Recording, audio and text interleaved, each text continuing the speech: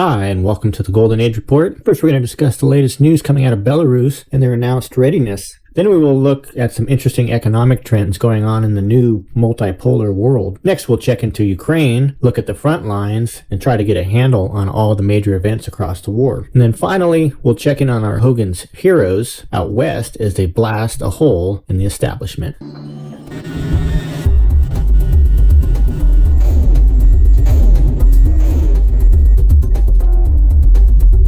Before we get started though, we made some quick changes to our Russian alliance chart. We went ahead and bumped up Iran and China half a star because they are now part of this Russian Ministry Defense group. Also, we went ahead and added Algeria and removed Turkey for now. Turkey's just a bit of a loose cannon and wild card, and we don't really know what they're going to do next. We'll just have to keep a close eye on them. We mentioned yesterday that we didn't really think Russia would invade from Belarus, but now we're hearing rumors that they have amassed this enormous number of troops in the country, probably double that of what we had heard previously, so certainly that changes everything. They could send a couple 100,000 and still have a couple 100,000 to defend the country. Remember also that they've modernized all those tanks a while back. This seems very possible now. Plus, with China and Iran hanging out in the war room, you would think that NATO would have to think twice about sending any troops into Belarus or Ukraine. So let's take a look at this BRICS Plus group. In green, we have the original members, and then in yellow here, we have the recently a group that has applied, and that includes Argentina, Iran, and Algeria. Note, though, that Argentina had a recent coup, so we don't really know what's going on there, but it seems a little suspicious, being that they just joined BRICS Plus. Also note that Egypt, Saudi Arabia, and Turkey have also expressed great interest, and we expect them to join very shortly. Next on the list is Indonesia, which has a huge economy, and they are ranked 15th as a world power. We had mentioned in an earlier video that we saw them going this direction, so it doesn't surprise to see that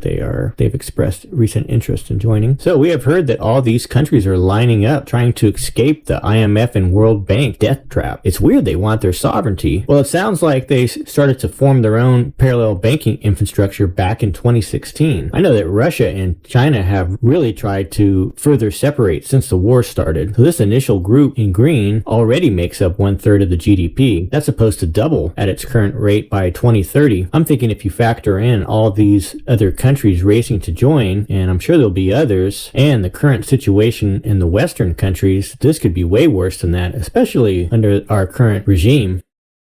So let's take a look at what's going on here in the West. In the West, we continue to see more and more division and squabbling between countries. After the EU figured out that the Biden administration wanted to completely turn them upside down and shake out every penny, they started to push back a bit helplessly, I might add. South Korean trade minister wanted to work together to respond to Biden's Inflationary Act. Elon Musk has warned that if Janet Yellen should again raise rates, that would really worsen the coming recession. Yeltsin. I remember JP Morgan looked at one of her plans, and it took all of about 5 minutes to come back and say that this would have the opposite effect. Biden tweeted out he expects great things from the economy this year. He said it would even outperform China. With all the stories breaking about the missing billions, it's really triggered these fears that Biden might be planning to divert the Build Back Better funds to Ukraine. We complained when he was giving all the tax money to his U.S. buddies, but it looks like it could get way worse. Does anyone even know where Hunter is? We are afraid he's got himself a new laptop and he's headed over to Ukraine to cash in. Perhaps they have figured out a much more profitable way to rebuild during the war instead of waiting until after. That way you can just say you did all the work and then blame the disastrous state of the buildings on Putin. Sounds like Zelenky had a talk with Biden today. It's being reported that he is being thankful for the unprecedented help he got. Well, we certainly know they lie every single time, so we have to watch the actions that come next. Yes, it's true that there has never been a country that was trillions of dollars in debt and gifted more than most everyone's yearly military budget. Merkel admits that the Minsk agreement was just a fraud. This is just part of the new normal. Breaking agreements is just accepted as best practice by the Neo regime. Well, it seems that the Mad Max has spread to the U.S. After the pipeline attack kicks off, this whole Mad Max world is accelerating. There was 3 attacks on the U.S. power grid this week and an explosion in New Jersey. Oh, and I also just wanted to follow up on this killer robot cop development in San Francisco. Of course, the Neo regime just went ahead and passed the measure to implement it, but fortunately there was such a huge public outcry that they decided to shelf it just for now. So let's go ahead and take a look at the battlefield in Ukraine. In Bakhmut, Russia took over control of the Western Industrial Zone and also another southern zone. While Ukraine only managed to destroy their own bridge, this blocks the road to the next major town to the east. Ukraine destroying their own bridge seems like a real sign that they will need to retreat. Zelensky continues to shell the town center in Donetsk. Even though he's short on artillery, he prefers to use it on the civilian infrastructure. Ukraine and the neocons can sense defeat, and it seems that their plan is just to do as much damage as they can to the Russian territory before their inevitable defeat. In South LPR, Russia takes Plankshenka, Chernovpoka, and the road. Both sides are in attack mode, and it's an intense battle. Russia opened up a new Donetsk front